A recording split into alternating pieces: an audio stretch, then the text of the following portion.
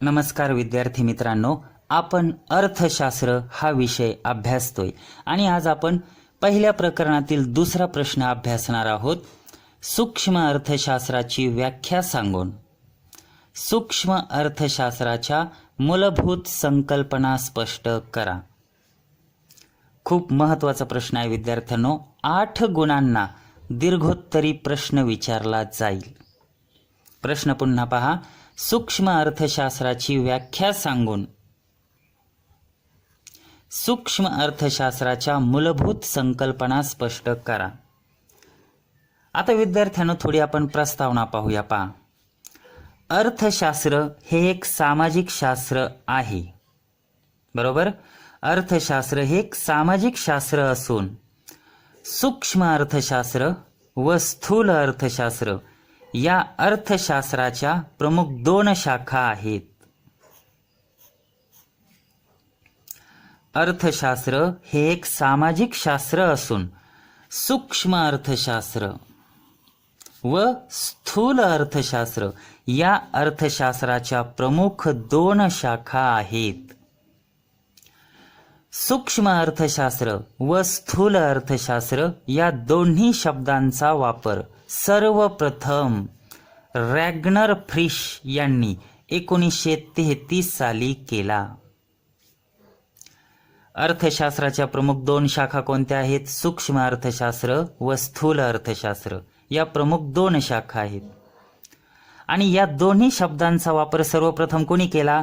सूक्ष्म अर्थशास्त्र व स्थूल अर्थशास्त्र या दोन्ही शब्दांचा वापर सर्वप्रथम रॅग्नर फ्रिश या अर्थशास्त्रज्ञाने 1933 साली केला. आता आपण अर्थ पाहू विद्यार्थ्यांनो. सूक्ष्म अर्थशास्त्र म्हणजे काय? पहा, सूक्ष्म अर्थशास्त्र याला इंग्रजीत मायक्रो इकॉनॉमिक्स असे म्हणतात. सूक्ष्म अर्थशास्त्र याला इंग्रजीत काय म्हणतात? Micro economics. मायक्रो म्हणजे सूक्ष्म, इकॉनॉमिक्स म्हणजे अर्थशास्त्र. सूक्ष्म हा मराठीतील शब्द इंग्रजीतील मायक्रो तर ग्रीक भाषेतील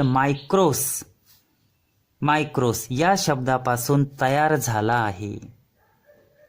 याचा अर्थ अतिशय लहानातला लहान भाग किंवा 1 दशलक्षांश भाग असा होतो. पुन्हा एकदा अर्थ पहा विद्यार्थ्यांनो. सूक्ष्म अर्थशास्त्र याला इंग्रजीत काय म्हणतात? Micro economics. सूक्ष्म हा मराठीतील शब्द इंग्रजीतील मायक्रो तर ग्रीक भाषेतील मायक्रोस या शब्दापासून अस्तित्वात आला आहे, तयार झाला आहे. आणि याचा अर्थ काय होतो? अतिशय लहानातला लहान भाग किंवा 1 दशलक्षांश भाग असा होतो. सूक्ष्म अर्थशास्त्रालाच अंशलक्षी अर्थशास्त्र, एकलक्षी अर्थशास्त्र, व्यष्टी अर्थशास्त्र किंवा मूल्य सिद्धांत असेही म्हणतात. विद्यार्थ्यांनो, सूक्ष्म अर्थशास्त्राला इतरही शब्द वापरतात. कोणते? सूक्ष्म अर्थशास्त्र म्हणजेच अंशलक्षी अर्थशास्त्र किंवा एकलक्षी अर्थशास्त्र किंवा व्यष्टी अर्थशास्त्र किंवा मूल्य सिद्धांत असेही सूक्ष्म अर्थशास्त्राला म्हणतात. आता विद्यार्थ्यांनो, सूक्ष्म अर्थशास्त्राची आपण व्याख्या पाहू. पहा, पहिली व्याख्या आपण पाहू केनेथ बोल्डिंग यांची. फक्त बोल्डिंग म्हणाले तरी चालेल, नाव लक्षात नाही राहिलं तरी चालेल. बोल्डिंग. आता केनेथ बोल्डिंग यांनी अतिशय प्रसिद्ध व्याख्या सांगितलेली आहे. सूक्ष्म अर्थशास्त्र हे संपूर्ण अर्थव्यवस्थेचा अभ्यास करीत नाही. खूप महत्वाचं हे विधान विद्यार्थ्यांनो. काय सांगितलं?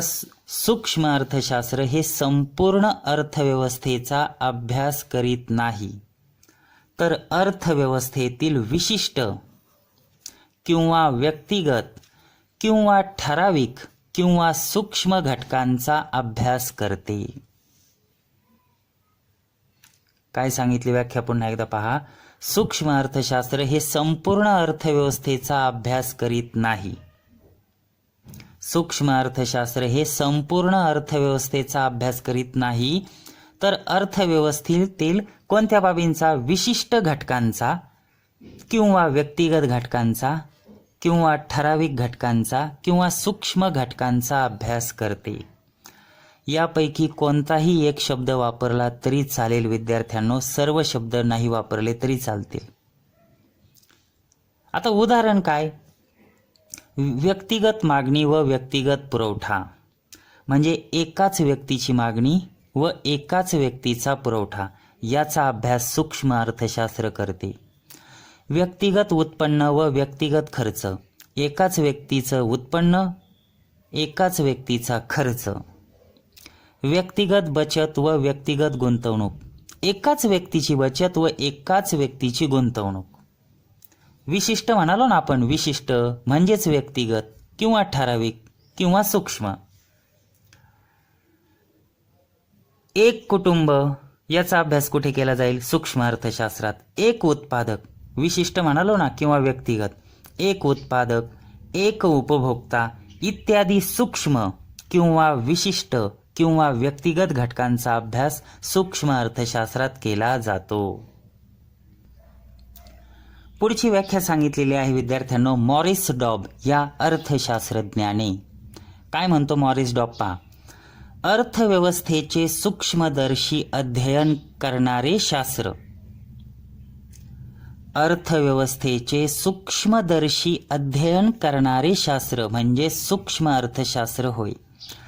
आता याचा अर्थ विद्यार्थ्यांना असं नाही की आपण अर्थव्यवस्थेला फार सूक्ष्मदर्शीतूनच पाहायचं, तसा शब्दशः अर्थ नाही घ्यायचा. याचा अर्थ काय होतो, अर्थव्यवस्थेतील अतिशय सूक्ष्म, अतिशय लहान किंवा विशिष्ट घटकांचा अभ्यास करणारे शास्त्र म्हणजे सूक्ष्म अर्थशास्त्र होय.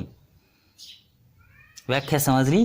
अर्थव्यवस्थेचे सूक्ष्मदर्शी अध्ययन करणारे शास्त्र म्हणजे सूक्ष्म अर्थशास्त्र होय. आता विद्यार्थ्यांना आपण आपल्या मूळ प्रश्नाकडे वळूया. आतापर्यंत आपण सूक्ष्म अर्थशास्त्राचा अर्थ व व्याख्या पाहिल्या. आता सूक्ष्म अर्थशास्त्राच्या मूलभूत संकल्पना आपण पाहूया. पहा, पहिली संकल्पना आहे गरजा. गरज म्हणतो ना आपण, गरज. आता गरज म्हणजे काय, व्याख्या पहा. समाधानाच्या अभावाची जाणीव म्हणजेच गरज होय किंवा गरजा होय. काय व्याख्या आहे विद्यार्थ्यांनो, समाधानाच्या अभावाची जाणीव म्हणजे जर तुम्हाला विशिष्ट गोष्टीचं, एखाद्या घटकाचं जर तुम्हाला समाधानच मिळालं नसेल, मग काय होते, गरज निर्माण होते. बरोबर आहे की नाही. व्याख्या काय आहे, समाधानाच्या अभावाची जाणीव म्हणजेच गरज होय. दुसरी व्याख्या पहा, ही अजून सोपी व्याख्या आहे. राहणीमानात वाढ करण्यासाठी आवश्यक असणाऱ्या बाबी म्हणजेच गरजा होय. तुम्हाला ऑनलाईन अभ्यासासाठी मोबाईल पाहिजे, ते पण 4G स्मार्टफोन, बरोबर, गरज आहे ना तुम्हाला. TV लागत असेल, LED, fridge, fan, AC, cooler, scooty, bike लागत असेल, मग ह्या राहणीमानात वाढ होण्याच्या गोष्टी आहेत ना. राहणीमानात वाढ करण्यासाठी आवश्यक असणाऱ्या बाबी म्हणजेच गरजा होय. विद्यार्थ्यांनो, मानवी गरजा या वयानुसार, लिंगभेदानुसार म्हणजे स्त्री पुरुष, पसंती क्रमानुसार, आवडीनिवडीनुसार, हवामानानुसार व संस्कृतीनुसार बदलतात. विद्यार्थ्यांनो, मानवाच्या गरजा कशा बदलतात, आपल्या वयानुसार बदलतात. लहानपणी आपल्याला खेळणी लागते, चॉकलेट लागतं. मोठेपणी आपण खेळणी खेळतो का, नाही. गरजा या वयानुसार बदलतात, लिंगभेदानुसार बदलतात. म्हणजे स्त्रियांच्या गरजा वेगळ्या, पुरुषांच्या गरजा वेगळ्या. पसंतीक्रमानुसार, आवडीनिवडीनुसार, हवामानानुसार बदलतात गरजा व संस्कृतीनुसार बदलतात. तसेच विद्यार्थ्यांनो, गरजांचे आर्थिक गरजा व आर्थिकेतर गरजा, वैयक्तिक गरजा व सामूहिक गरजा, जीवनावश्यक गरजा, चैनीच्या गरजा व सुखसोयीच्या गरजा असे गरजांचे प्रकार पडतात. कोणकोणते गरजांचे प्रकार किंवा वर्गीकरण आहे? आर्थिक गरजा व आर्थिकेतर गरजा, वैयक्तिक गरजा व सामूहिक गरजा, जीवनावश्यक गरजा व चैनीच्या गरजा, सुखसोयीच्या गरजा असे गरजांचे प्रकार किंवा वर्गीकरण आहे. आता आपण पुढचा मुद्दा पाहूया. वस्तू व सेवा. पहा, मानवी गरज पूर्ण करणारी कोणतीही गोष्ट म्हणजे वस्तू होय. काय व्याख्या आहे? मानवी गरज पूर्ण करणारी कोणतीही गोष्ट किंवा कोणताही घटक म्हणजेच वस्तू होय. वस्तू या मूर्त किंवा दृश्य किंवा भौतिक स्वरूपाच्या असतात. आता मूर्त म्हणजेच दृश्य म्हणजेच भौतिक स्वरूपाच्या असतात म्हणजे काय? वस्तू या कशा असतात? मूर्त स्वरूपाच्या असतात किंवा दृश्य स्वरूपाच्या असतात किंवा भौतिक स्वरूपाच्या असतात म्हणजे काय? वस्तूंना आपण हाताने स्पर्श करू शकतो, डोळ्यांनी आपल्याला त्या वस्तू दिसतात म्हणून त्याला म्हणतो आपण, जे डोळ्यांनी दिसतं, हाताने स्पर्श करू शकतो त्याला म्हणतात मूर्त वस्तू म्हणजेच दृश्य वस्तू किंवा भौतिक वस्तू. उदाहरणार्थ टेबल, खुर्ची, फॅन, कपाट, खडू, पेन इत्यादी. तर विद्यार्थ्यांनो, सेवा या अमूर्त म्हणजेच अदृश्य म्हणजेच अभौतिक स्वरूपाच्या असतात. सेवा कशा असतात? अमूर्त म्हणजेच अदृश्य म्हणजेच अभौतिक असतात. म्हणजे कशा असतात विद्यार्थ्यांनो? सेवांना आपण पाहू शकत नाही. उदाहरणार्थ आईची सेवा असेल, गृहिणीची सेवा असेल, सेवांना आपण पाहू शकतो का? नाही. सेवांना आपण स्पर्शही करू शकत नाही, सेवांचा आपल्याला वासही येत नाही. म्हणून सेवा या अमूर्त असतात म्हणजेच अदृश्य असतात म्हणजेच अभौतिक असतात. उदाहरणार्थ शिक्षकाची सेवा, डॉक्टरची सेवा, इंजिनियरची सेवा, वकिलाची सेवा, आईची सेवा, गृहिणीची सेवा इत्यादी. पुढची मूलभूत संकल्पना आहे विद्यार्थ्यांनो उपयोगिता. उपयोगितेला इंग्रजीत युटिलिटी असे म्हणतात. विद्यार्थ्यांनो, उपयोगिता म्हणजे उपयोग नाही. जर तुम्ही उपयोगितेला उपयोग म्हणाले तर संपूर्ण उत्तराला 0 गुण मिळतील. उपयोगिता म्हणजे उपयोग नाही. उपयोगितेला इंग्रजीत युटिलिटी असा शब्द वापरला जातो किंवा युटिलिटी असे म्हणतात. आता उपयोगिता म्हणजे काय? वस्तूमध्ये मानवाची विशिष्ट गरज भागविण्याची शक्ती किंवा क्षमता म्हणजेच उपयोगिता होय. स्टॅनली जेव्हान्स या अर्थशास्त्रज्ञांनी ही व्याख्या सांगितलेली आहे. काय व्याख्या सांगितली?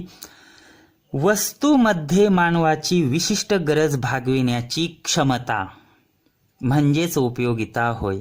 आता विद्यार्थ्यांनो, ही पेन्सिल आहे. या पेन्सिलमध्ये काय? माझी विशिष्ट गरज भागविण्याची शक्ती किंवा क्षमता आहे. बरोबर आहे की नाही? किंवा विद्यार्थ्यांनो, हा पेन आहे, पेन. तर या पेनमध्ये सुद्धा मानवाची विशिष्ट गरज भागविण्याची शक्ती किंवा क्षमता आहे. म्हणजे या पेनापासून मला उपयोगिता मिळते, या पेन्सिलपासून मला उपयोगिता मिळते, किंवा टीव्ही असेल, फ्रीज असेल, फॅन असेल, अशा अनेक वस्तूंपासून आपल्याला उपयोगिता मिळते. आता पुढचं मूलभूत संकल्पना पाहू विद्यार्थ्यांनो. मूल्य. पहा, अर्थशास्त्रात मूल्याचे 2 प्रकार पडतात. अर्थशास्त्रात मूल्याचे किती प्रकार पडतात? 2 प्रकार पडतात.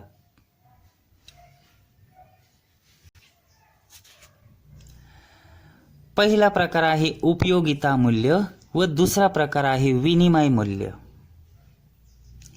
पहिला प्रकार पाहू आपण त्यातला. उपयोगिता मूल्य म्हणजे काय? पहा, एखाद्या वस्तूची उपयोगिता म्हणजेच त्या वस्तूचे उपयोगिता मूल्य होय.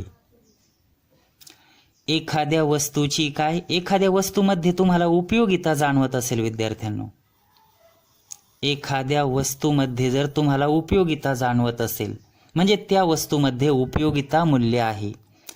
उदाहरणार्थ काय, सूर्यप्रकाश हा विनामूल्य आहे. पैसे द्यावे लागतात का तुम्हाला सूर्यप्रकाशाला? फुकट आहे ना. सूर्यप्रकाश हा विनामूल्य आहे व सूर्यप्रकाशाची आवश्यकता सर्वांनाच लागते आणि म्हणून काय, सूर्यप्रकाशाला उपयोगिता मूल्य जास्त आहे. आता विनिमय मूल्य म्हणजे काय पहा. एका वस्तूच्या मूल्याची दुसऱ्या वस्तूच्या मूल्याशी तुलना करणे. एका वस्तूच्या मूल्याची दुसऱ्या वस्तूच्या मूल्याशी तुलना करणे म्हणजेच विनिमय मूल्य होय. उदाहरणार्थ पहा, पाण्याला उपयोगिता मूल्य जास्त असते तर विनिमय मूल्य कमी असते. आपण पाणी पितो ना, पाण्याला उपयोगिता मूल्य जास्त आहे. पाणी जर नाही पिलं तर आपण जगू का, मरणार नाही का? म्हणजे पाण्याला उपयोगिता मूल्य जास्त आहे परंतु विनिमय मूल्य कमी आहे. काही 10, 15, 20 रुपयाला पाण्याची बाटली मिळते. पाण्याला उपयोगिता मूल्य कसे जास्त आहे तर विनिमय मूल्य कमी आहे.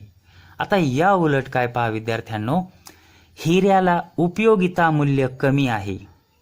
हिऱ्याला काय आहे विद्यार्थ्यांनो, उपयोगिता मूल्य कमी आहे तर विनिमय मूल्य जास्त आहे. आता मी जर हिऱ्याचा हार घातला नाही तर मी आज जगूच शकत नाही असं होईल का? हिऱ्याशिवाय आपण जगणार नाही असं आहे का? म्हणजे हिऱ्याला उपयोगिता मूल्य कमी आहे परंतु विनिमय मूल्य जास्त आहे. हिरे काही कोट्यवधी रुपयांचे असतात म्हणजे विनिमय मूल्य हिऱ्यांचं जास्त आहे. यालाच विद्यार्थ्यांनो पाणी आणि हिऱ्याचा विरोधाभास असे म्हणतात. पुढचा मुद्दा पाहूया आपण. पहा, संपत्ती.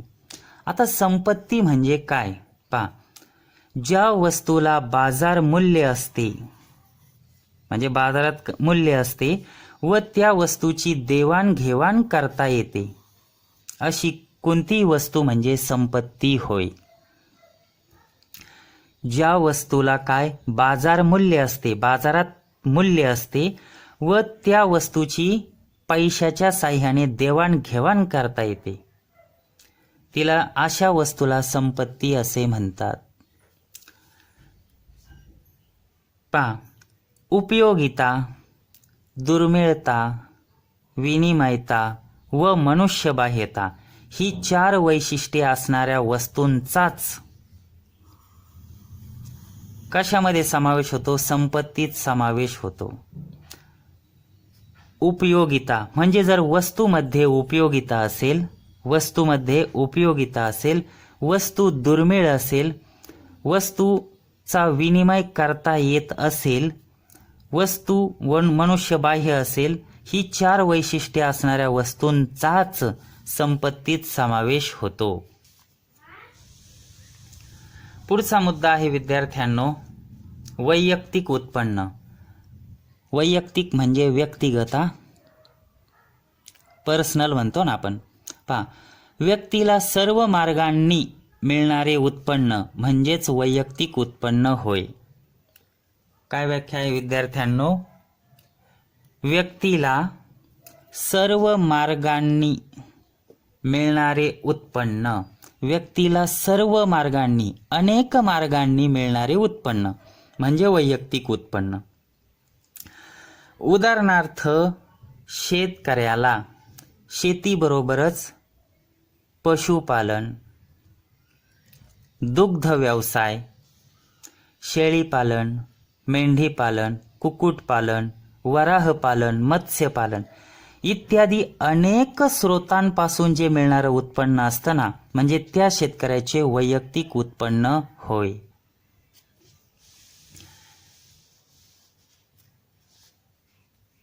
पुढचा मुद्दा पाहतोय विद्यार्थ्यांना आपण व्ययशक्य किंवा खर्च शक्य उत्पन्न.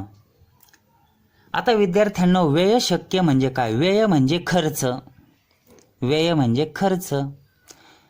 व्यय शक्य उत्पन्न किंवा खर्च शक्य उत्पन्न त्याची व्याख्या पाहू आपण. वैयक्तिक उत्पन्नातून, वैयक्तिक उत्पन्न म्हणजे काय आपण इथं पाहिलं, वैयक्तिक उत्पन्नातून प्रत्यक्ष कर वजा केल्यास, वैयक्तिक उत्पन्नातून प्रत्यक्ष कर वजा केल्यास उरलेले उत्पन्न म्हणजेच व्यय शक्य उत्पन्न होय. विद्यार्थ्यांनो समजलं? तुम्हाला अनेक स्रोतांपासून मिळालेलं उत्पन्न म्हणजे तुमचं वैयक्तिक उत्पन्न, आणि या वैयक्तिक उत्पन्नातून तुमचा आयकर इन्कम टॅक्स जो म्हणतो ना आपण, समजा प्रत्यक्ष कर वजा केला तर उरलेले उत्पन्न म्हणजे व्ययशक्य उत्पन्न होय. आणि म्हणून सूत्र काय होईल, व्ययशक्य उत्पन्न बरोबर वैयक्तिक उत्पन्न वजा प्रत्यक्ष कर. पुढचा मुद्दा आहे विद्यार्थ्यांनो, शेवटचा आहे आर्थिक क्रिया. पहा, आर्थिक क्रियांमध्ये उत्पादन, उपभोग, विनिमय व वितरण इत्यादीचा समावेश होतो. आर्थिक क्रियांमध्ये कशा कशात समावेश होतो? उत्पादन, उपभोग, विनिमय व वितरण या 4 बाबींचा समावेश होतो. आता आपण उत्पादन म्हणजे काय ह्यातलं पाहू. हे पहा, उपयोगितांची निर्मिती म्हणजेच उत्पादन होय. आता उपयोगिता म्हणजे काय? वस्तूमध्ये मानवाची विशिष्ट गरज भागविण्याची शक्ती, वस्तूमध्ये मानवाची विशिष्ट गरज भागविण्याची क्षमता म्हणजे उपयोगिता. मग उपयोगितांची निर्मिती म्हणजे उत्पादन होय. आता या पेन्सिलपासून विद्यार्थ्यांनो मला उपयोगिता मिळते. मग या उपयोगितांची निर्मिती, या पेन्सिलची जर निर्मिती केली म्हणजे पेन्सिलचे उत्पादन. आता उपभोग म्हणजे काय पहा, मानवी गरजा पूर्ण करण्यासाठी वस्तू व सेवांचा उपयोग करणे. मानवी गरजा पूर्ण करण्यासाठी वस्तू व सेवांचा उपयोग करणे म्हणजेच उपभोग होय. समजा तुम्हाला जीन्स टी शर्ट तुम्ही खरेदी केला, बरोबर, तर त्याचा तुम्ही वापर केला म्हणजे त्या कपड्यांचा उपभोग घेतला. बाजारातून तुम्ही जिलेबी गुलाबजांबू खायला आणले, ते खाल्ले तुम्ही, त्याचं सेवन केलं म्हणजे उपभोग घेतला. विनिमय म्हणजे काय पहा, विनिमय म्हणजे विद्यार्थ्यांनो वस्तू व सेवांची देवाणघेवाण किंवा खरेदी विक्री करणे. विनिमय म्हणजे काय? वस्तू व सेवांची काय देवाणघेवाण करणे किंवा खरेदी विक्री करणे. वितरण, चौथी बाब आहे वितरण. पहा विद्यार्थ्यांनो, उत्पादन घटकांना उत्पादनात सहभाग घेतल्याबद्दल मोबदले दिले जातात. आता उत्पादन घटक म्हणजे काय पहा विद्यार्थ्यांनो, कोणत्याही वस्तूचे उत्पादन करण्यासाठी, कोणत्याही वस्तूचे उत्पादन करण्यासाठी भूमी, श्रम, भांडवल व संयोजक हे 4 उत्पादन घटक लागतात. कोणते? भूमी, श्रम, भांडवल व संयोजक हे 4 उत्पादन घटक लागतात. आणि या 4ही उत्पादन घटकांनी उत्पादनात सहभाग घेतल्याबद्दल त्यांना मोबदला मिळतो. उदाहरणार्थ भूमीला खंड, तुम्ही जर घर भाड्याने दिलं, शेती भाड्याने दिली तर तुम्हाला भाडं मिळतं, बरोबर आहे. भाडे म्हणजे खंड. कामगाराला काय मिळतो? श्रमिकाला त्याच्या श्रमाला वेतन मिळतात. तुम्ही भांडवल गुंतवलं तर काय मिळेल तुम्हाला? व्याज. संयोजकाला काय मोबदला मिळतो? नफा. ठीक आहे विद्यार्थ्यांनो, आपण अशा प्रकारे आज काय पाहिलेलं आहे की सूक्ष्म अर्थशास्त्राच्या मूलभूत संकल्पना आपण सविस्तरपणे स्पष्ट केलेल्या आहेत, पाहिलेल्या आहेत. धन्यवाद.